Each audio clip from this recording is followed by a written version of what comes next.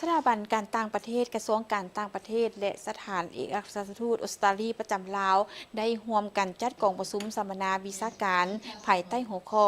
ลาวออสเตรเลียว่าด้วยการร่วมมือหลายฝ่ายท่ามกลางความบ่แน่นอนด้านยุทธศาสตร์เพื่อหัดแน่นการร่วมมือด้านวิชาการของเครือข่ายปัญญาของสองประเทศกองประชุมได้จัดขึ้นในตอนเช้าของวันที่ 18 มิถุนายน 2026 อยู่นครหลวงเวียงจันทร์ภายใต้การเป็นประธานร่วมของทานบวรทัศน์ดวงจักรหัวหน้าห้องการกระทรวงการต่างประเทศ และท่านนางเบนิตาซัมเมอริลอุปทูตสัวขาว สถานเอกอัครราชทูตออสเตรเลียประจำลาวกองประชุมครั้งนี้ได้สุ่มใส่การแลกเปลี่ยนความคิดความเห็น และปรึกษาหารือกันเกี่ยวกับทัศนะของนักวิชาการลาวและออสเตรเลียเกี่ยวกับกลไกการร่วมมือแบบหลายฝ่ายในระยะที่สภาพการสากลมีความผันแปรมีความบ่แน่นอนทางด้านยุทธศาสตร์และคาดคะเนได้ยากต่างหน้าฝ่ายออสเตรเลียแมนทัน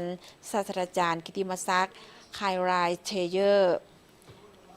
จากมหาวิทยาลัยแคนเบอร์ราและทานผู้ช่วยศาสตราจารย์ซูทอมสันจากมหาวิทยาลัยแห่งชาติออสเตรเลียได้นำเสนอบทบาทและการเคลื่อนไหวในขอบการร่วมมือแบบหลายฝ่ายของออสเตรเลียเช่นขอบสหประชาชาติขอบการร่วมมืออินโดแปซิฟิกและอื่นเพื่อประกอบส่วนให้แก่ความมั่นคงและเสถียรภาพของภาคพื้นนอกจากนี้ยังได้ชี้ให้เห็นถึงความสำคัญและบทบาทของออสเตรเลียต่ออาเซียนโดยนับตั้งแต่ปี1974เป็นต้นมา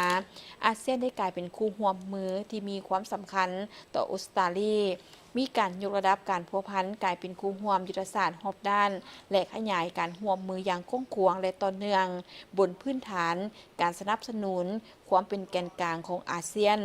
กองประชุมยังได้รับฟังการบรรยายจากทานวัตถุนิยมดวงมาลาหัวหน้าสถาบันการต่างประเทศที่ได้เน้นให้เห็นถึงความหมายความสำคัญและการเป็นคู่ร่วมมือยุทธศาสตร์ระหว่างลาวและออสเตรเลียที่มีมูลเสื่อยาวนานสองฝ่ายได้มีการร่วมมือกันในหลายของเขตและสนับสนุนซึ่งกันและกันในวิธีภาคพื้นและสากล